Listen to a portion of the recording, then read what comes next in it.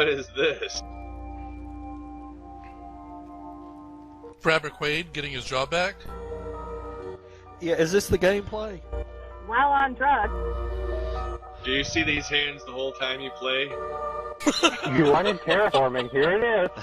It's terraforming, that's right. Jesus Christ, I'm gonna drink my drink quickly. I think he's spelling something. They're mice. Where's the happy tree? We smoked it. That's what I was looking for, man. That's exactly what I thought. Nagason was replaced by Puff. They must have paid this dude a lot of money to do the hand draws. He probably has a stencil behind him that you can't see. It's so bad James drinking. Oh shit, I had to go get some. I'm chugging it, man. I'm gonna get another one. I think this is player-created content right here. Everything's made by players' hands.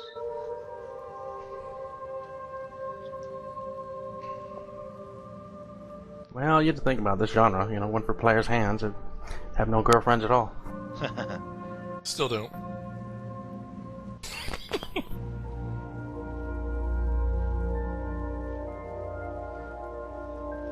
That guy just made $70,000 doing this. There you go. That's the entire budget. I'm waiting for the smart-ass comments to start after.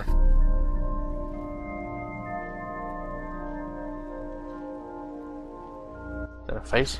Ooh. And they take the light background off and you look at it, it's the back of a Chevy Nova with a bunch of dust on it.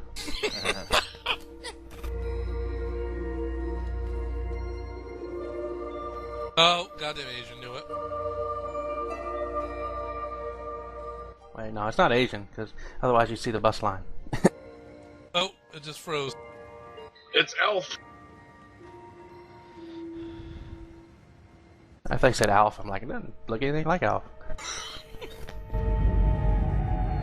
That guy's talented. He is, but what the hell does it have to do with this? That means you're going to take us back to early EverQuest before EQ1. That would be awesome. Yeah, well, that's kind of to be expected. Prequels are the way to go. Then they have unlimited license. I'm glad I'm watching this. I'd hate to watch this in a recording later. Ooh. Channel Althea. Bob Ross got a new job.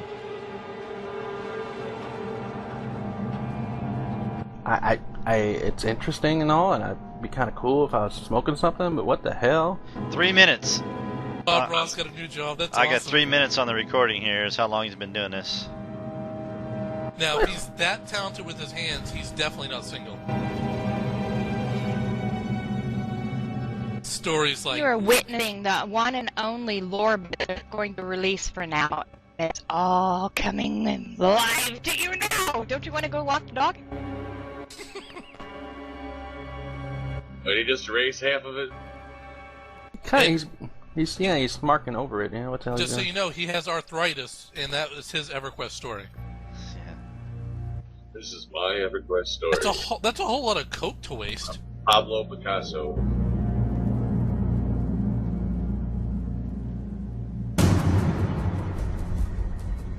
What the fuck? Someone just pissed on it.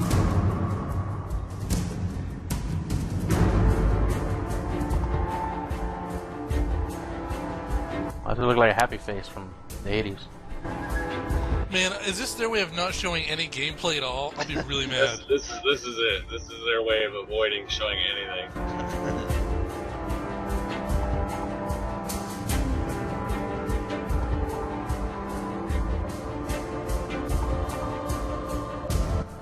Boston Marathon? What is it? You do know the stories from the Eldion expansion, right?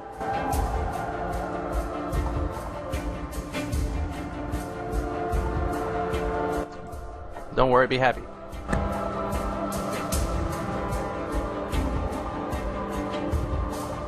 Man, Brad McQuaid's gonna have to snort all that coke.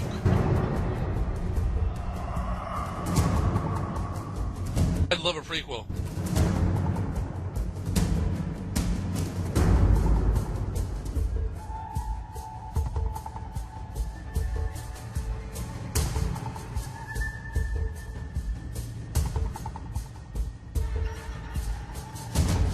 Now I'm gonna check my email. It's getting boring.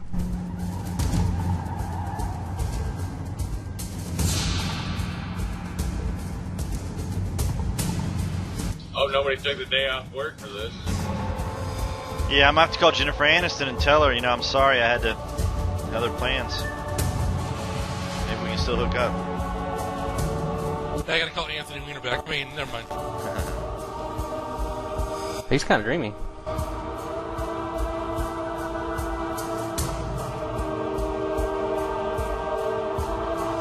As a sand artist, he's actually very good. Oh yeah.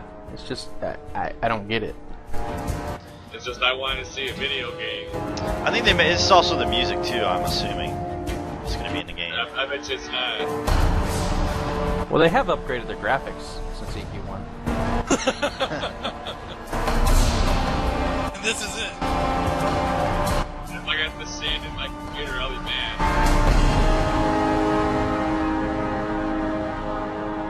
If I look back and I see that this is the best part of this whole presentation, I'll be very upset. I'm waiting for the guy to yell, "I'm on a Coke!" I can't take no more.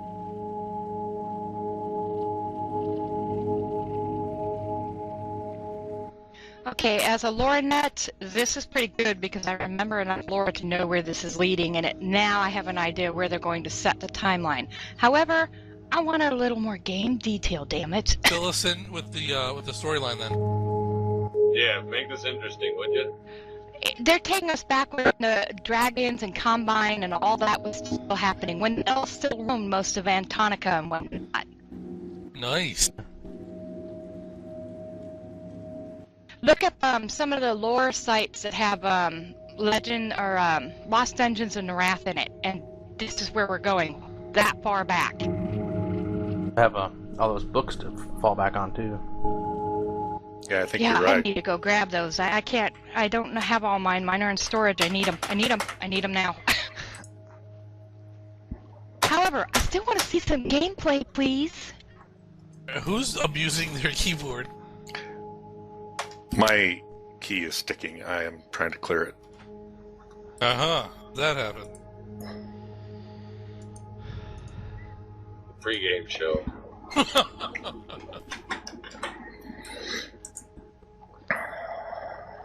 I really hope they show gameplay. I bet Uber, Uber's sitting there being like, if I paid all this money to come see a goddamn sand artist. Oh yeah, and I would be highly pissed if I paid for this. If I was there right now, I'd be screaming. I think I'm gonna try to go to the Consumer Electronics Show this year. See what Okay, happens. hold on. That's the ocean. Raven entered channel. Wait, where are the people that are stuck in the middle of it? Fell off the boat. Ah, God, that sucked.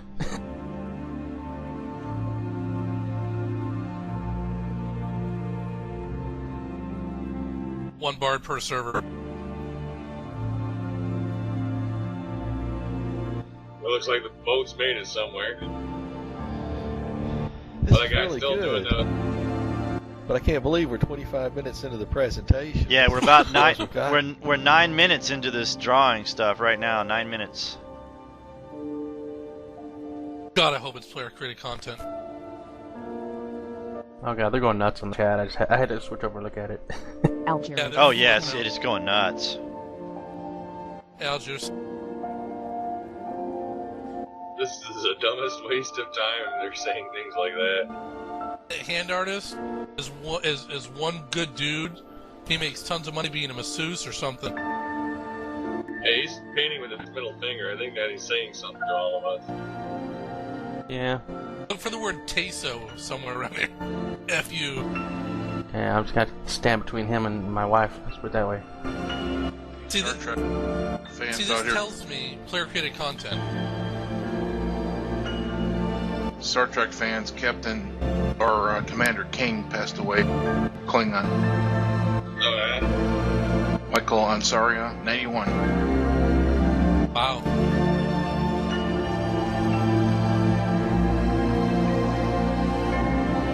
Just trying to see what Twitter's saying about this feed that popped up. How did he die? Is he going to Silvercore? Oh. Complop. It's a Klingon attack. That's right. Hopefully, kill lots of warriors on his way out. I wonder how many times he had to do this to make it perfect. I You bet think this looks perfect? No, who's that chick who keeps popping up?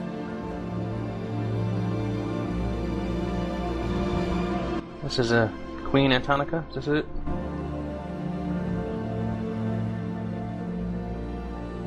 It's got to be Fiona or one of her first ancestors because she's that old. Well, she's an elf, high elf, right? They need narration. I'm waiting for the course of booze afterwards. They don't show gameplay. He could be gay, because, you know, I've yet to see any boobs. Yeah, a movie this long is definitely called for nudity, and there hasn't been any. Yeah, even has to be. Actually, in chat, there's plenty of penis, so.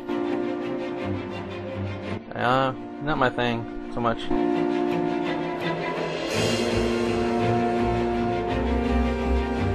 She looks mean. There's his penis right there, I think.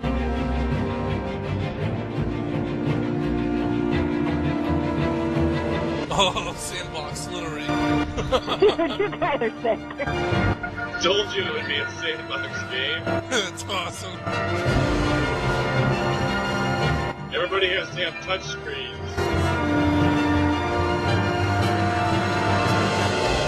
It's gonna be made by Etch Sketch or what? Well, that is her. Yep, for Runaway. Good call. She got man hands. Yeah, she got a jacked up ring finger. It's a bow. I thought it was a sword. Fioroni had a sword. She didn't never have a bow. Prequel, No, remember? she didn't get her staff until after the Papias fell.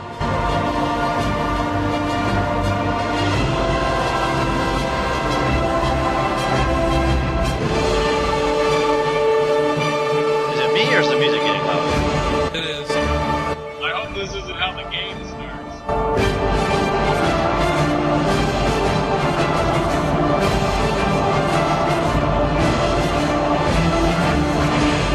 I'm not climaxing at all, I hate to say. Hey, at least it's over. That's why people are all applauding. Like, Well, that was fantastic.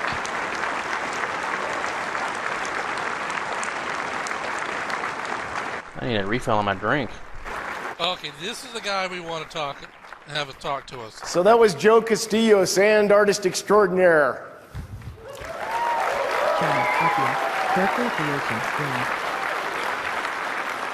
See, we were serious about it being a sandbox game. So I'm Dave Georgeson. I'm the director of development You for knew the that was EverQuest coming. franchise. Oh, yeah. And it is August 2nd, and it's afternoon, so it's finally time to talk about EverQuest Next.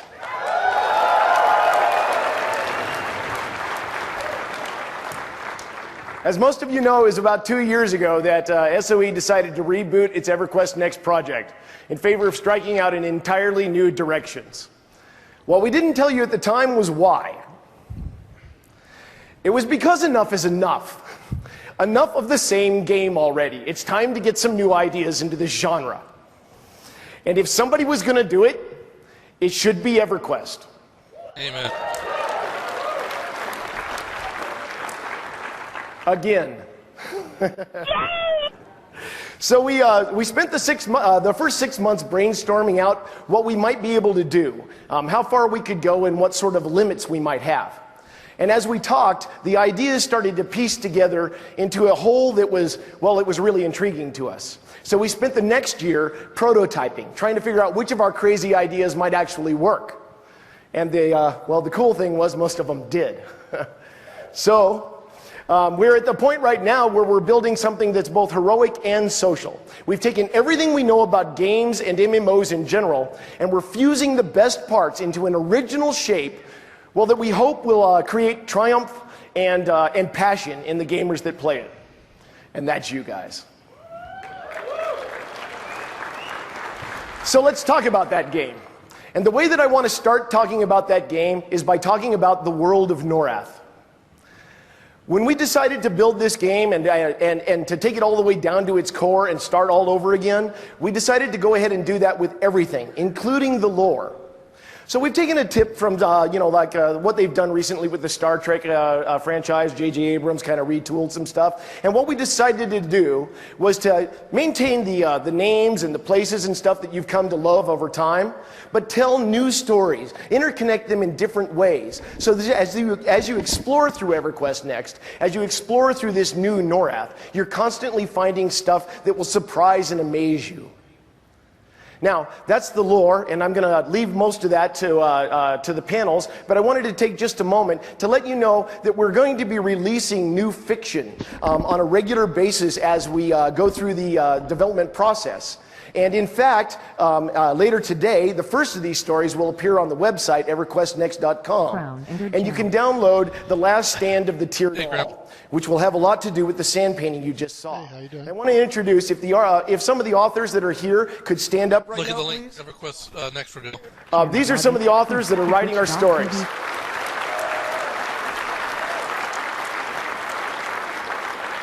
In fact, they'll be outside and you can talk to them after the show here. Maxwell Drake wrote the first story. Thank you, guys. Anyway, so you also want to see what the game's going to look like. Well, to tell you how the game is going to look, I want to start with concept art.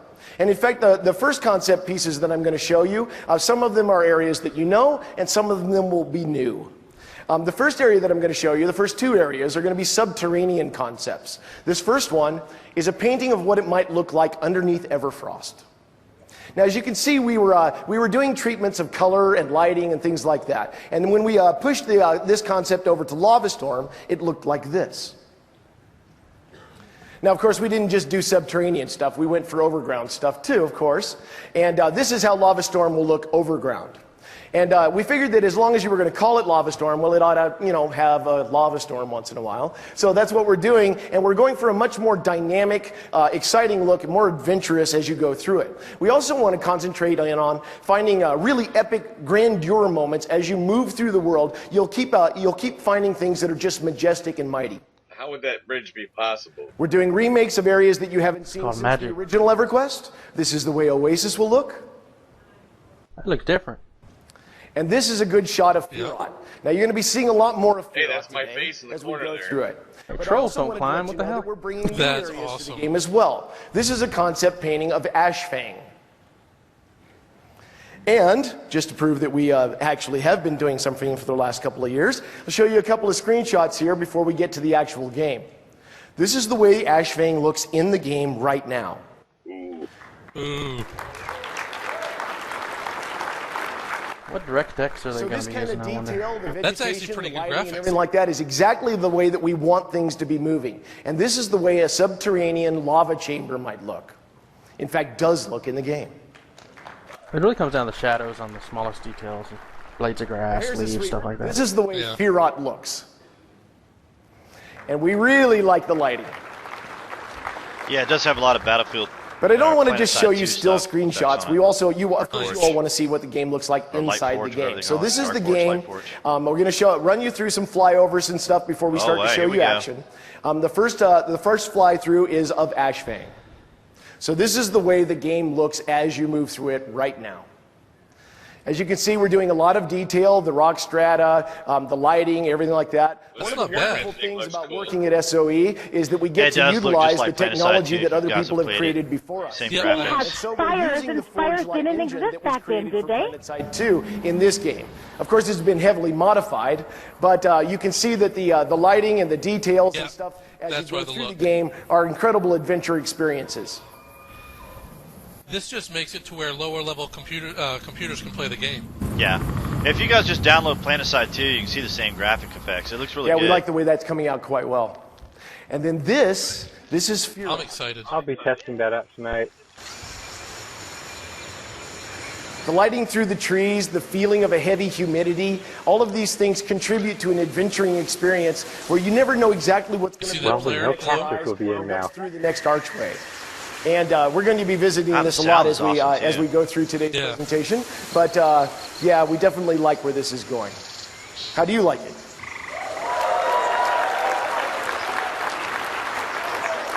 I want to see how big it is, though. Great. It's just a little bit. Well, then I'll show you a little bit more of our tech. World's We, largest of course, have sandbox. a really cool time of day system, and that has some now really release the huge splice benefits through as as a we, benchmark thing so we can all test. Here's a shot of that. So this is all time sped up so that we can show you the whole day as it progresses. But you can see that as the sun moves through the sky, the lighting changes all the way around the world. No more having to type slash time. Nice. And as the sun sets, we see a true night, which is a really exciting thing to adventure through. Wow. Okay, so that's the way our world looks. Now, there's a lot more to it than just pretty pictures. So what we want to do is then now take you to the way that we developed our characters and the different races of Norath. So we started out looking for something of a more heroic fantasy look this time around. We wanted to make sure that we had a kind of a rough and tumble look. We wanted to have a real dynamic kind of movement system, and we wanted people to feel natural when they were being acrobatic and showing wear on armor and things like that. So the look we started to nail down was this kind of thing. So as we started out, oops, screwed up my own stuff. So anyway, we started out looking at the humans and looking at the way that they were shaped and the way that their armor stuff was, so that we had more of that rough and tumble look. And then we decided to take that and to extrapolate it through all the different other races of Norath. The first one that we looked at was the dwarves. And since I've already kind of screwed that up, we'll go ahead and show that to you. So the dwarves are very robust, very stern, occasionally surly, but lots of character. And then when we got around to doing the elves, we wanted to make sure that they were kind of the almost diametric opposite, so that they were an extremely beautiful race. And this is the way the elves look in a game now.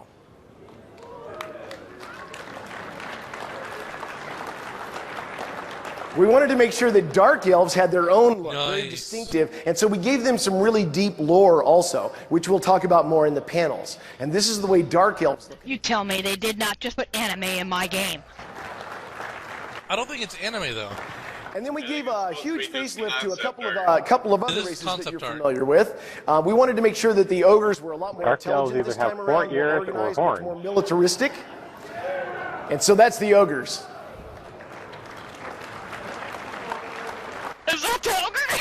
And then I'm only going to show one more race for right now, but I wanted to show you the way the Karens have been remade. Weren't they supposed to be smarter and then they were dumbed down as punishment? The more lionish Karens look inside the game now.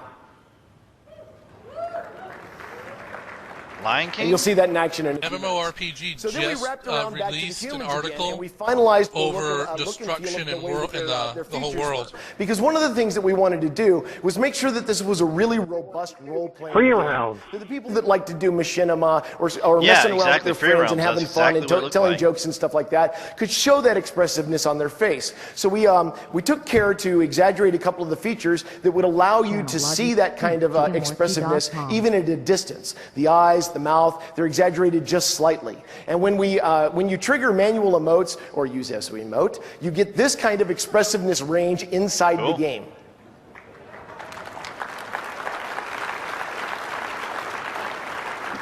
Well, that's kind of cool. Now, not everybody is familiar with SO emote. Yes, but they've already been testing that out with EQ and EQ2 for years now. Right. Is this really cool tech we have where you can have your webcam on your monitor, and as it faces your face and you move your face in real time. Oh, darn, I missed it. I was moving through the bus. Inside the game. And that kind of effect, whether you're triggering manual emotes or using SO emote, it looks like this. You guys wouldn't want to see me in game then. Yeah. I'd be disturbing all the time. Okay, I gotta admit, it's a little too damn cartoony, darn it. Expressiveness like this just does not exist. My children will love it. Yeah, it looks a little Disney, don't it? Extreme Disney. The so that's the way our engineer faces in looked, and that's the way our Atlantis. characters looked. But we needed to make sure that Yeah, we had that's lots of her good face. gear. Lots of great ways to express the way that you Her all look. expression, So too. in EverQuest Next, the way that you look more is like You know, my kids have been watching both of them for the last 2 weeks. If you want is a chainmail a bikini, then that's what you can wear. If you want full plate or you want really cool clothes, that's what you can wear also. So we have developed a system by which we could create all kinds of stuff at a really rapid rate and at a very high detail level. We think that we like where that's going. And when you take that kind of detail level and you combine it with cloth and hair movements, you get this kind of effect and the characters start to really come to life. She stands out a bit. The world is too... They're missing a let's whole see bunch those of characters textures. in game. Now, what I'm about to show you is the first world time is anybody very, has seen these characters in game. So we'll start with the human female. It's missing textures. It's washed and out. she's a wizard, Yeah, so I think we it's gave her a just for name the because we don't like calling her the presentations human of it, female honestly. all the time. If you go to Planetside 2, so this you'll is see. Jelena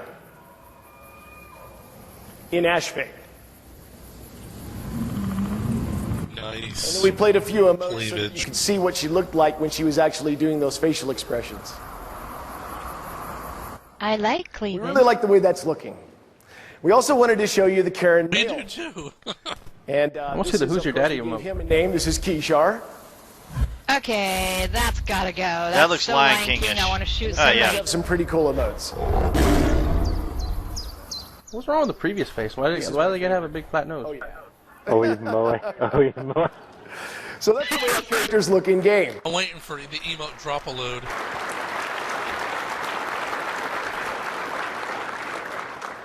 Now we wanted to make sure that you're, when you're moving around from point A to point B in the world, that it was a really fun experience. I mean, we do a lot of walking in these games because we're exploring all the time. So we wanted to make sure that that was a really, really exciting experience for you. So what we're doing is we're adding a parkour-like, what we call heroic movement system into the game.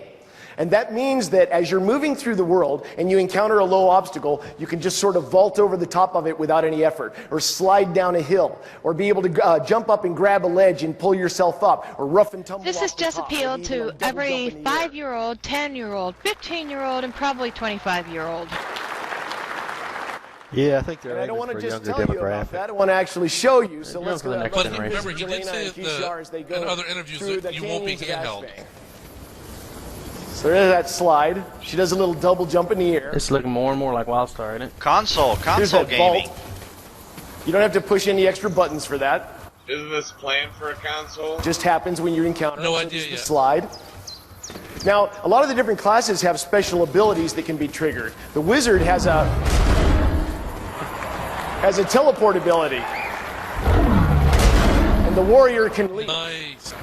All the different classes have different abilities. You can also gain items that allow you to have cool movement systems. Nice. This is the boots of the Zephyr, Oh, nice. I which like allow that. them to glide through the air. I like it. It looks pretty good. That was pretty badass. That's the main quest right there we'll be doing. Little flash. Watch the Karen now. That's his sprint.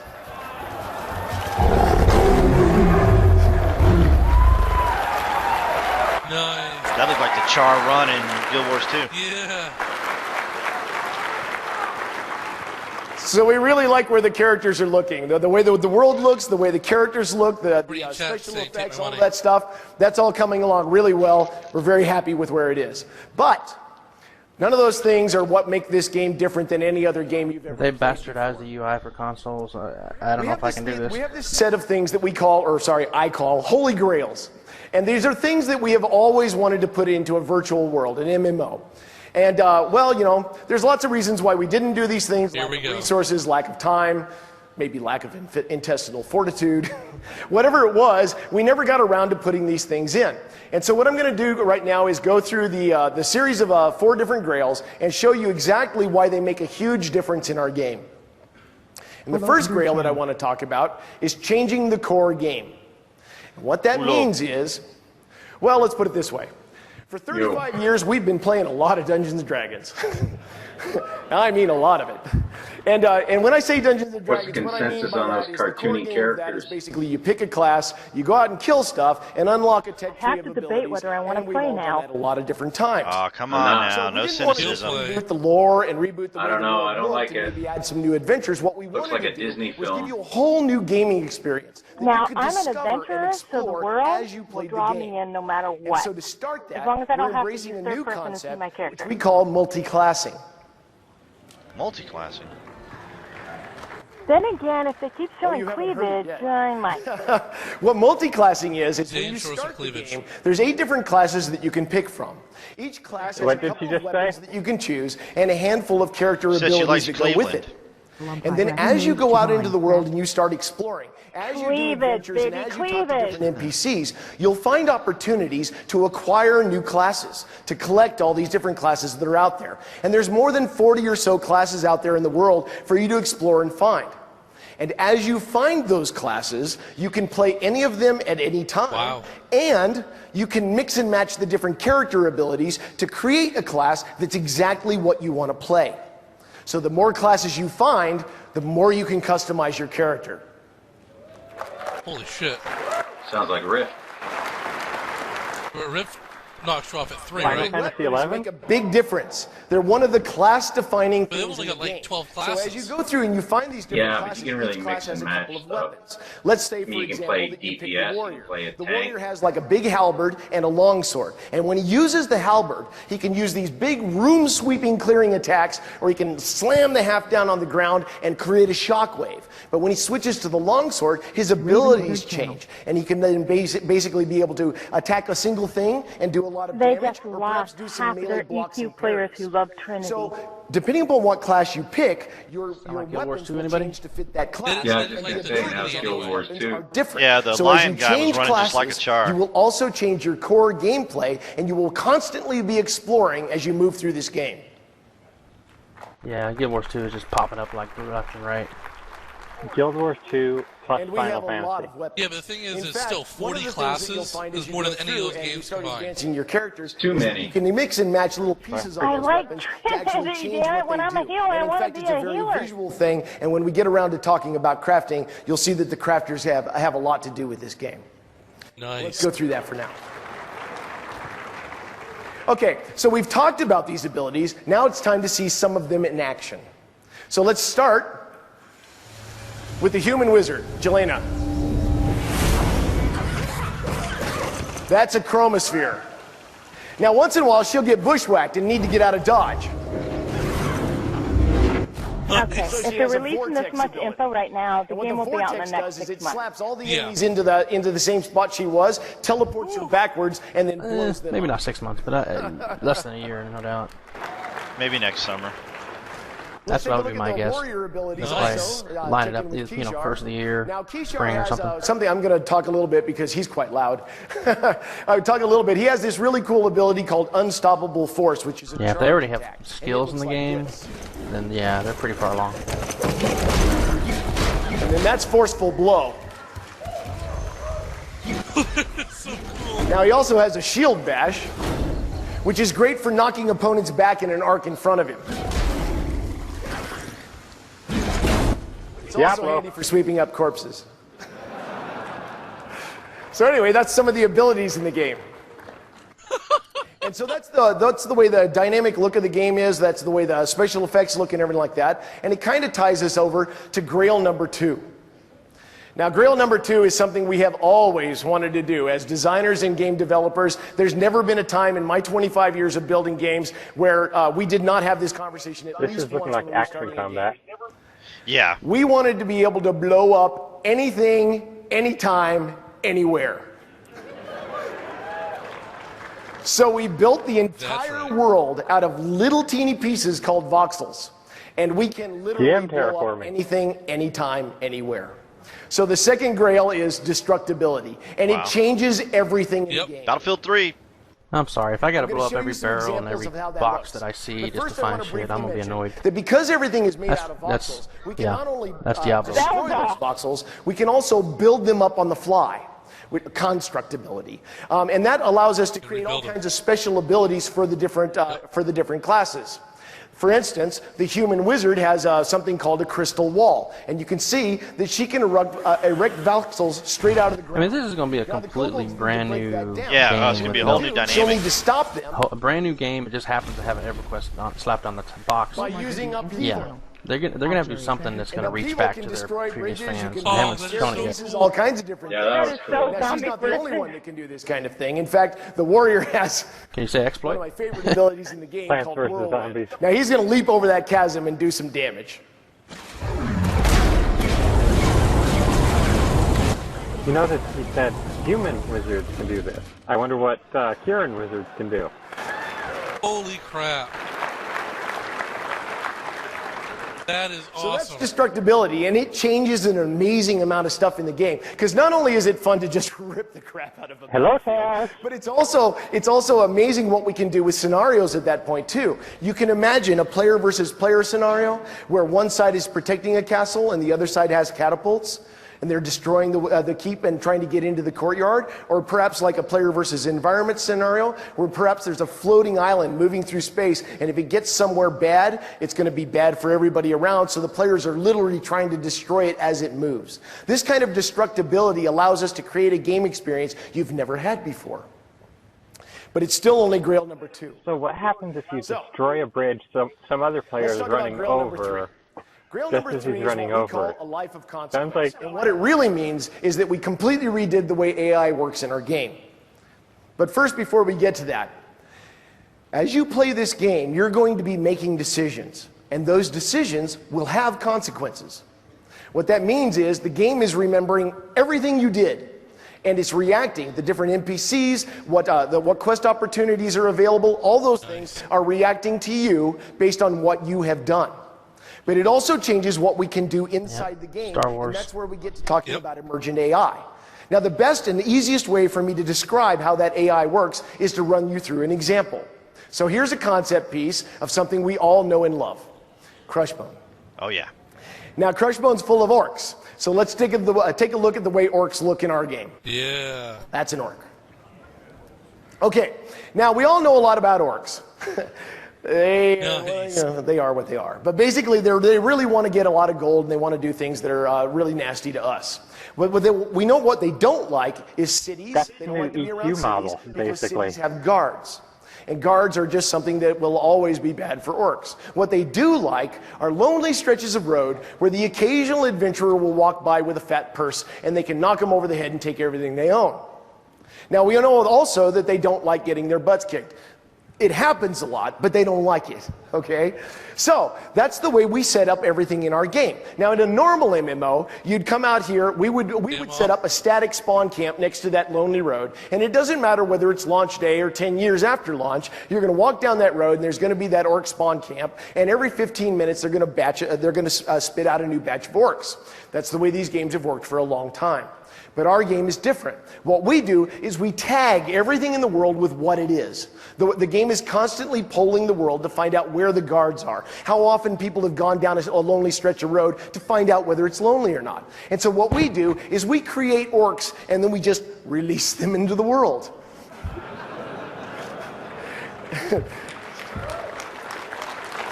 That's awesome.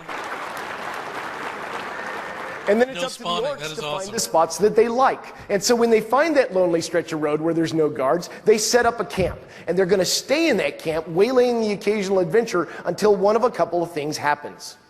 The players might go to a city and alert the guards, and the guards might start patrolling down the road. That would be something the orcs don't like. The adventurers might stop going down the road, in which case there's no gold going back and forth, and the orcs don't like that either. Or the players might kick them around a lot. And they don't like that either. Either way, they're going to uproot stakes and they're going to start wandering around the world trying to find the things that they do like instead of the things they don't like. And when they find that spot, they're going to put down stakes again and start harassing people. Yep. That allows you, the players, to make absolute change in the world. As we tell you to go out on quests to do things like means you got to run everywhere to find a mob to kill. Goblins in them, you can actually do it. Remember, EverQuest only had 5 quests. Those goblins and push them back until eventually they don't want to be there anymore and they leave. Now, it might not have the consequences you expected. You might go out there to pacify him and make the woods safe, but what might actually happen is that you tick off the Goblin King and he starts sending war bands to start pushing back at you. So you don't know what's going to be set up, and that's a big part of the game. So as you go through and you try to do things, the world will be reacting to what you've done, and you will be making change. Did you hear all that, solo players? Yeah.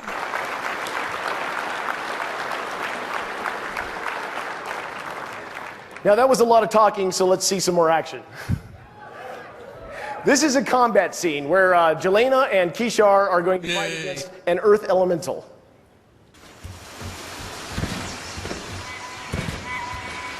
God, that sound is awesome. I know. I like how their armor makes noise.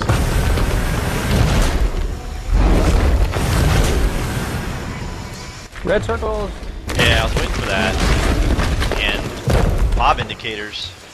But this could be just a cinematic. So there's none of that in here. Holy crap, is that a hole? Players fall down the hole. So, okay, what you just saw is actually reasonably common in our game. There's all kinds of different areas where stuff like that might happen. I noticed red circles don't pop up all the time. We're not just building a surface world this time. We're building a world that has many, many, many tiers of depth to it. And in fact, it looks like this. So what we do is we procedurally create. Go ahead. That's awesome. Plain sky, anyone? Yeah. Just don't laugh like that again. What we do is we procedurally create all this fantastic content that's all the way through the world. And we know where everything is. We know where all the lost temples are in the ancient cities and all that. Sorry, raid leader. The mob knocked me down to the fourth floor. I have to climb all the way back up. Designers have been building over this time. Can I get a code? We know where everything is. We've done that in Magazine and Box. When you go to the panels. Wow. But what that means is, as you explore through all these tiers of depth and stuff in the world, you're going to uncover all these dynamic quest opportunities. And as you explore through them and you choose what you want to do, and remember, the world is this part is pretty cool. So you don't have to wait for us to reveal it to you. You can just pick up a pick and start making a tunnel. You can just explore through this whole area organically whenever you want to. And as you explore through this and you find these different quest opportunities, occasionally we'll have earthquakes or events in those quest opportunities will collapse caverns and stuff like that, and we'll recreate new areas procedurally. This tells me player-made housing and stuff. Changing, and you're constantly finding new content. Yeah, I don't know how much of that they want to give away, though. Well, we've got Star Wars, we've got Minecraft, we've got Guild Wars 2. We've got a lot of really good stuff from other games. It's not Minecraft, they're using Storybrick. Yeah, Storybrick. Now, they couldn't find their way out, so they're just going to basically blow a hole in the crust below, and what they're going to find is a magma chamber.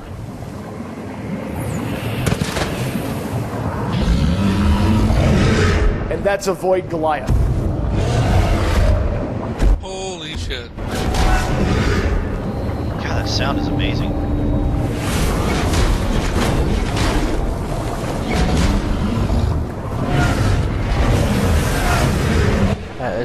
If you know anything about what Wildstar's doing, I mean, I've seen a lot of similarities.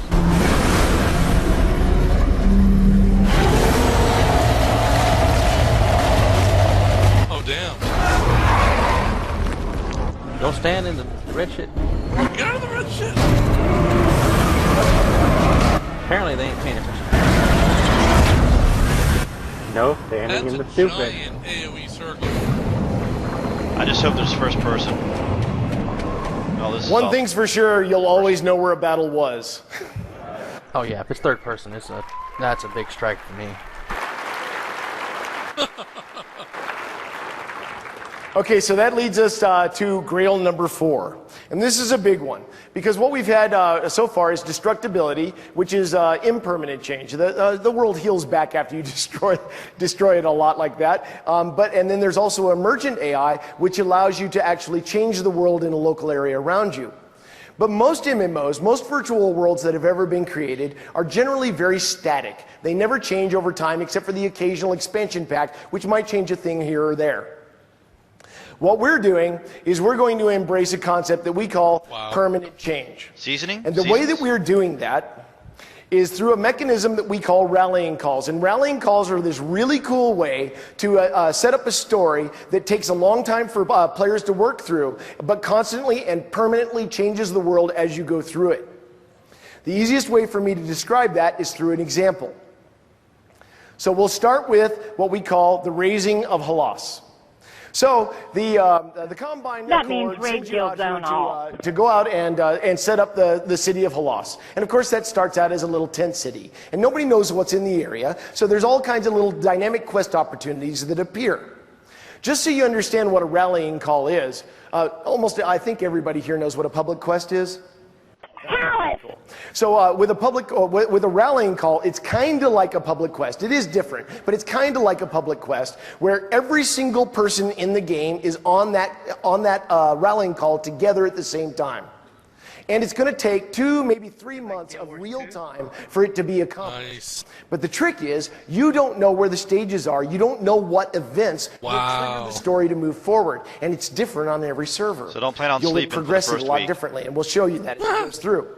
So when the Combine Accord tells you to go out here and different establish that tent servers, city, and thank you very much. now you can ignore what they said and just explore out on your own. That's always an option. You can go do anything you want to. But if you want to participate in the rallying call, then you want to go to that tent city and start finding the little ways that you can participate in it. One of the ways that you might be able to do that is by more of a crafting sort of thing, cool. By gathering resources, helping to build a palisade log wall around the city, so on and so forth. You might also get together with your friends and form a group and strike out into the woods to find out what's out there and possibly pacify any dangers that you find. And that's where the fun begins, because it doesn't. Question you don't exactly know what why happens if nobody answers the rallying call? Yeah. Are they going to force the change? Pacified the goblins in the wood. I don't think it'll change too greatly. Whatever it is, you trigger the next stage of the rallying call, and what might happen then is that the goblins start showing up and burning your outlying villages. Now that creates a whole lot of quest opportunities. You can help to repair the buildings. You can help to defend them against the goblins. You can try to find out where the goblins are coming from and pacify them out there. In addition, sounds a lot like WildStar. The townspeople might actually create a quarry because they want to build stone walls now that the goblins are burning stuff. So as the villagers dig down into the ground, they're going to uncover some of those tiers of depth I talked to you about, and things might start coming out of the tunnels. So then there's more quest opportunities, defending the quarry workers, exploring those tunnels, etc. Additionally, you might want to help build those stone walls and make that permanent change that I was talking about. That's crazy. Eventually, you're going to erect those stone walls and make a really great keep. I hope they have fair housing. And eventually you're going to really tick off that Goblin King. And he's going to go off and make all this stuff that just makes sense. With the gnolls and the orcs, and they're going to come back with a big siege army. Your pet AI is sitting there. This is what we'd call, this as an example, is the final stage of that rallying call, is the Siege of Halas. Now, there's all kinds of new quest opportunities, of course, stopping the catapults, fighting against the things, defending the walls, perhaps combating against espionage or preventing sappers from undermining your walls, so on and so forth. And then, of course, we have some randomness that comes in because the quarries got abandoned. Now the monsters might be freely coming out and not only messing with you, but also messing with the gnolls and orcs and goblins. So all of those things continue until eventually the players do enough damage to that siege army that they break its back and it retreats. Now that's the end of that rallying call. And what would happen at that point is we would roll out a new rallying call somewhere else in the world. And it's not always somewhere else in the world. It might be here again. We might destroy the city that you just helped build. All kinds of things can be happening on a regular basis. And the really cool thing about this is that after launch, a couple of years down the line, when one of your friends says, hey man, what was it like back at launch? You're going to say, oh my God, Halas didn't even exist back then. That was before the Dragon Army attacked. That was before the Civil War. You know, you'll have all these unique stories. And as the world progresses, it will constantly change. You'll be constantly finding new experiences. And in fact, it's almost impossible. This is what they meant by Bloody Kipsikor with nothing. If you roll up a new alt. Because honestly, not only do you have to make exactly the same decisions to even have a chance at that, Because remember, the world's remembering everything that you've done. But the world has changed underneath you. So you're going to need to constantly explore and find out about this world as you move through it. Right? God, that's awesome. So that's permanent change and emergent AI and of course destructibility, as well as the fact that we changed the core game. And those four elements wrap together into something that we call EverQuest Next.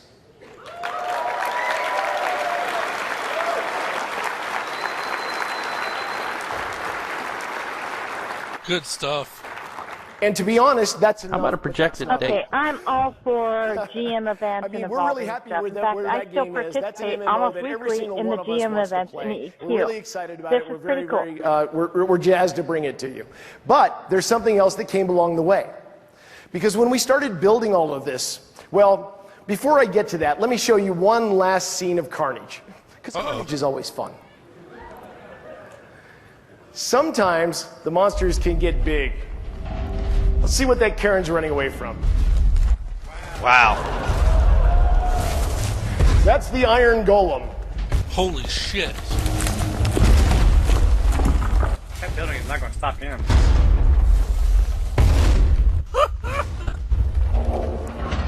Okay, they've really grown since my days down in the hole.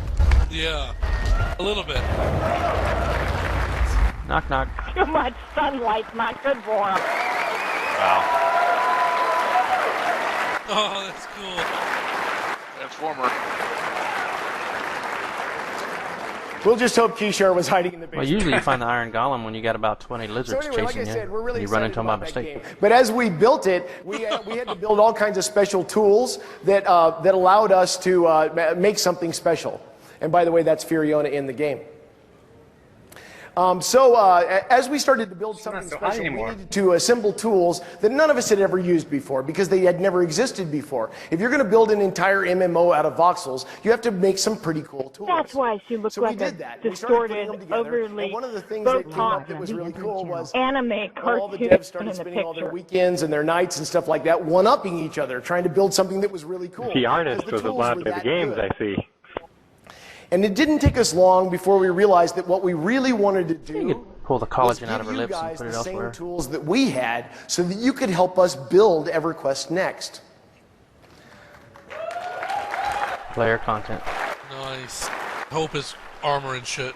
And we talked about it for a while, and or make your player look the way you want it to look. We came up with the idea that what we really wanted to do was make that experience something just incredibly special.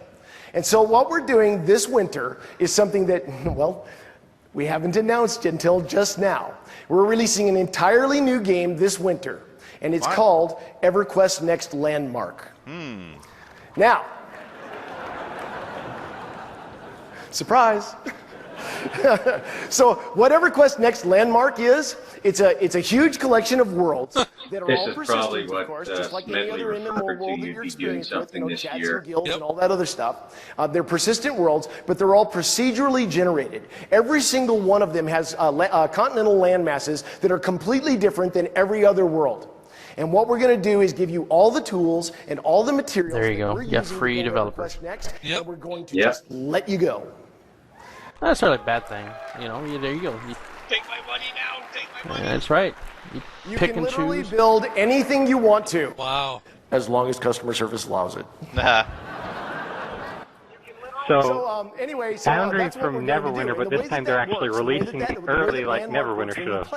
Is that we're going to give you a claim flag, and you're going to strike out into the world, and you're going to find a really cool spot to plant your flag, and then that's going to be your claim. And you can build anything on it that you want to. You can set up status privileges so that your friends can build with you. You can hook up different claims together, and of course you can earn multiple I want to know, claims. can we do this The with idea a is that guild? as you explore across the world and you find the different things that you need to build with, you're going to be wandering through thousands of other players' imaginations.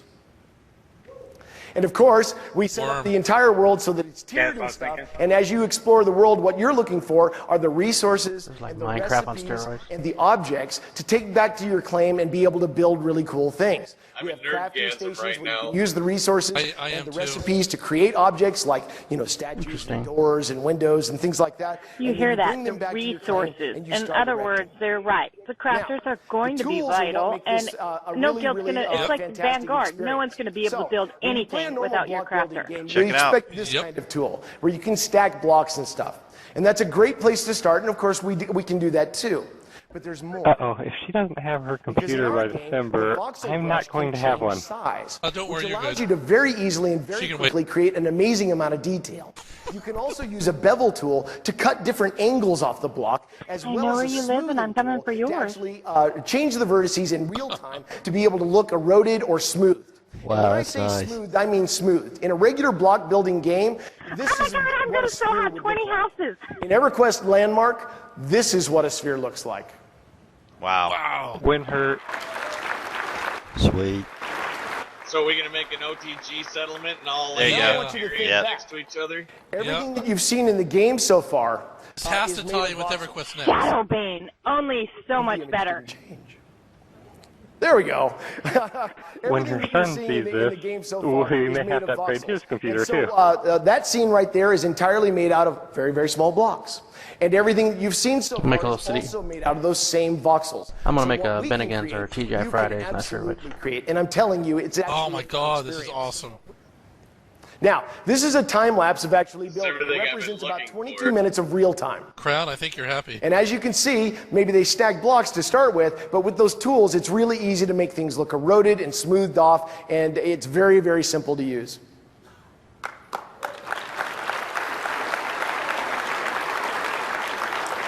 Wow. This is gonna kill a couple of Now, my of course, we have Kickstarter Player projects. Studio as well. Yes, it And will. the cool thing about that is, like, well, of course, with EverQuest and EverQuest 2s, most of you are familiar with Player Studio, but just in case somebody out there in TV land hasn't heard of it, Very smart it's a of them, mechanism though. by which players can create assets. They're gonna and get a be able to huge put them up on the Minecraft crowd. marketplace so that other players can buy them, and then the creators can actually make real cash from playing the game. When did they and say making this it a better landmark was experience coming for out? everybody else. this winter. Winner. In EverQuest Next and in EverQuest Which means Next December Landmark, 31st. the tools to do all that work Wow. are baked right into the game. So every single one of you can do it. And when you make something cool, you can put it up on Player Studio and let other people So they're pretty buy much it reaching for out cash. to all the game genres, The opportunity you know? to make real money out of a game like this is So something you can that's actually definitely buy novel. people's And plots? just to show you how a little bit about how that works, imagine pretty that I make cool. a really cool tower, and it's all crenellated and it's kitted out and has really nice paintings and rugs and all kinds of stuff in it. And I package it up and I put it up on the Player Studio Marketplace. Now you might buy that because you want to build a castle. So you'd plunk my tower down a bunch of times and build a castle around it. Now when you package that castle This is the up future and of put it up game on Player development right Studio, here. Oh, no doubt. you sell that thing.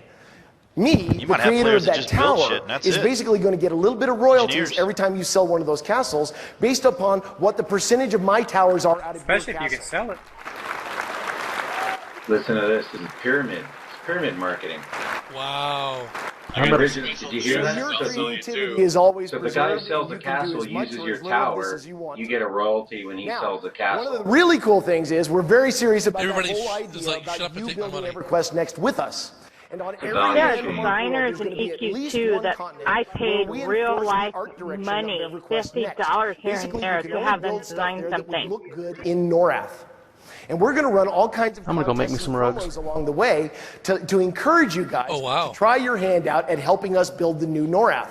So, like, for example, if we were building Firod and we decided that we needed a Mad God's temple, and we thought it would be really cool. Well, if we know had how to this get big EQ Next amphitheater and Beta a couple now. other widgets and things that would be necessary for gameplay, what we might do is actually release those specs to you and allow you guys to compete against each other to try to come up with the best one. And you guys would be voting them up and down, and then we would look at the ones that you voted all the way to the top, skim off the best ones, and give them the opportunity to be in Norath on the day one that EverQuest Next launches. Wow. Jeez, that's This awesome. is literally the first I got something to do time now. that anybody has ever made a game where the players could create stuff and work with the developers on a regular basis all the way through the creation of the game to be able to create something that's magnificently new. Yep. And we're really excited about it. As It could we look like develop a all the different wasteland materials pretty and quick, though. tools and concept art and stuff for the different areas, we're going to be releasing all of it to you. And then, as I said, occasionally inspire you with new ideas of things that we might like. And when you okay, overall, absolutely content. However, I still think some of the character models, especially that, what was that, a Karen? Absolutely horrible. Roundtable, where we'll actually be having regular discussions with you about what we want to do, what priority order we want to do it in, and all of those things, so that you can participate with us and give us feedback on a regular basis. We want this to be your game just as much as it is ours.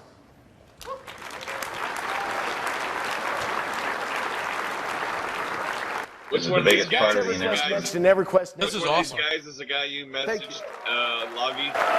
Brian McQuaid. What about Sense Heading?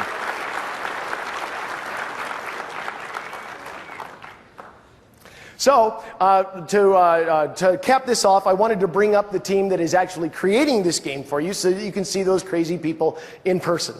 Now, of course, you all know me, so we won't go through that. But I also wanted to introduce you to Terry Michaels, the senior producer for EverQuest Next. Okay, so now think Cash Up. They're going to do free-to-play, they're going to do subscription, they're doing Station Pass. Where are they making the money? You have to buy the lots you're going to build on in Landmark? Our technical director, Steve Klug. Maybe, yeah. Our art director, Rosie Rappaport.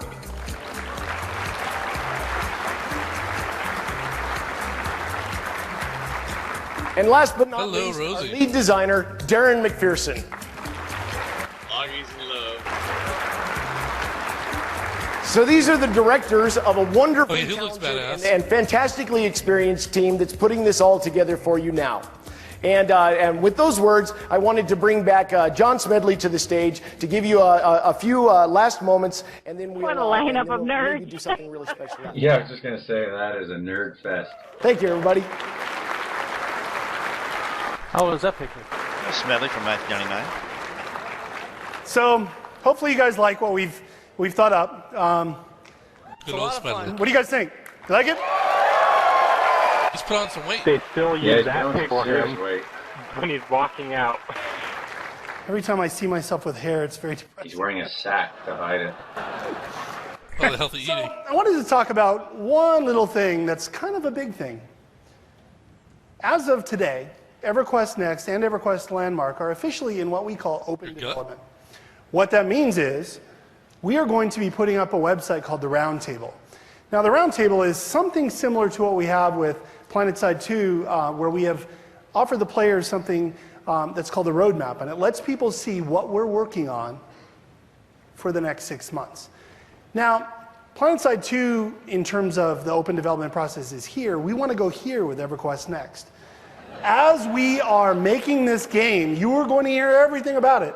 Now, you're not going to hear all the mysteries and the stuff that we want you to experience, but you're going to hear about the process of the development. We're going to hear from you directly. You're going to vote on the stuff you like and the stuff that you don't like. A democracy? Now, what that means for you is that you're going to be making this game with us. As we launch EverQuest Next Landmark, which is this amazing MMO that is absolutely horrible, that nobody has ever seen before, you're going to be able to make stuff there that's... Shouldn't he be in Shadow Knight armor? But you're also going to be able to make stuff that actually makes its way into the game. That's a very, Ogre very heritage, powerful thing for us. It lets us and you make maybe old EU troll. We're super excited about that. You can expect EverQuest Next Landmark. Yeah, it looks like next year it'll be out. Year. Complete with butt scratching. Yeah, this year. And wow. While we're already in full development of EverQuest Next, you can expect to hear an insane amount of updates on a regular basis about what we're doing. I'm not talking about once a month. I'm talking about all the time. The developers are going to be interacting with you, and you are going to be able to change the direction that we are going. We are here to make our game. So we thank you for that. This is definitely SOE's new direction. And they demonstrated it really well in PlanetSide 2, because they have made a lot of changes that we've suggested. Which is Oh, great, yeah, I you know. agree. It's a big change from, you know, That didn't really sound take like it or it. leave Okay, it. Dave, never Fuck mind. you attitude they've had before. All right. Dave is going to let you behind the scenes here just a little bit. What did he just say? What we're going to do is show some really stuff. show You don't you a see little bit of the anything game more, do live you? right now, like in a way that you've never Scream seen before. louder, We've damn never it. shown it to anybody this way ever. What we're going to do is we're going to open up the curtains, and we're going to show you This guy has our to dev stop team smiling. back here on computers right now. You can know, watch he it up looks here like on he's the had a freaking monitors. facelift or two. So we'll show you them actually hair's pushing the pulled back buttons. It's so a real tight. game, and we're going to run through some destructibility scenes just to show you some stuff that you couldn't see real well in the Nice. presentation that we showed you earlier. He hasn't had facelifts. Make He's some just noise. pulling his hair back. All right, guys, take it away. I laugh if it crashes. Baby XR, go. Rip it up. Baby XR are so cute. Oh wait, are those honey badgers? I believe they're honey.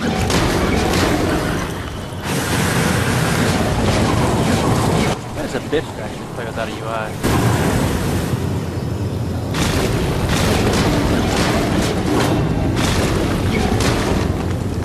I think we're renting this space. You gotta be careful. That's awesome. All right, well, let's see what's up the stairs. Yeah, that's what we say. Can't see anything through smoke. No more train to zone. You suffer from seizures.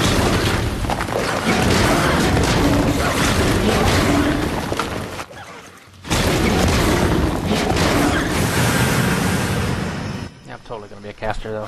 Blow shit up. Stasis. That sound is epic. I wonder what loot they have. Yeah. Can we get someone to res the ranger? They may not have the best graphic designers around, but they certainly have the best sound people. Oh, they have to be in class. They do have several recording studios under them.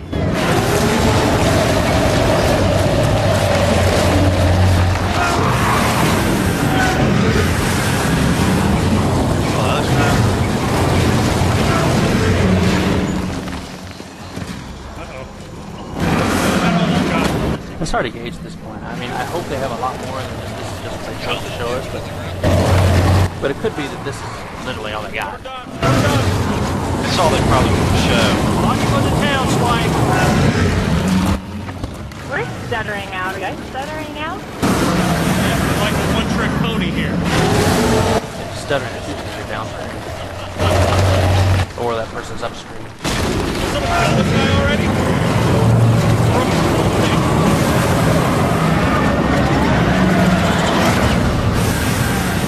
That's what we call a death of consequence. I don't think we're getting our deposit back. So that's EverQuest Oh next man, spot. he dropped the cloth cap. More monk loot.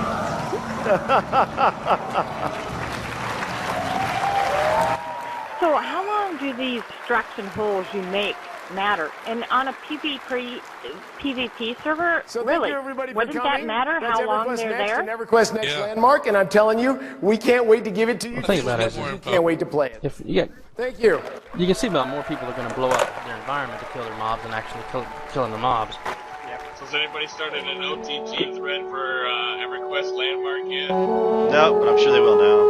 Alright, I'm going to put the video together, so if you guys want to watch it again, be available, so I'll start working on it. Thank you. Can you cut through the first? I'm just going to leave it all on there. I'm just going to leave it all on there, maybe and you just fast forward through it. Split them. Yeah, if you would split off the lower part for me because I'm a nut and all. You can probably separate out that sand thing, whatever the hell it was. No, make any. Oh, I mean, I'm going to put it on YouTube with a backdoor channel, and you guys can watch it. Just fast forward through what you want to see. Did they talk anything about classes and races? Wow, that was.